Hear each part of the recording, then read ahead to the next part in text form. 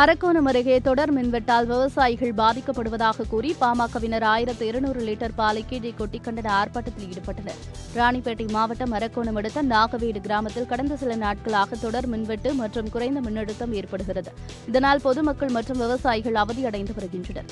இதனை கண்டித்து நாகவேடு மின்வாரிய அலுவலகம் முன்பு ராணிப்பேட்டை கிழக்கு மாவட்ட பாமக செயலாளர் சரவணன் தலைமையில் கண்டன ஆர்ப்பாட்டம் நடைபெற்றது. இதில் நெமிலியைச் சேர்ந்த பாமக நிர்வாகிகள் மற்றும் 100க்கும் மேற்பட்டவர்கள் கலந்து கொண்டனர். ஆர்ப்பாட்டத்தின் போது 30 கேன்களில் கொண்டு வந்த 1200 லிட்டர் பாலை கீழே ஊற்றி கண்டன கோஷங்களை எழுப்பினர்.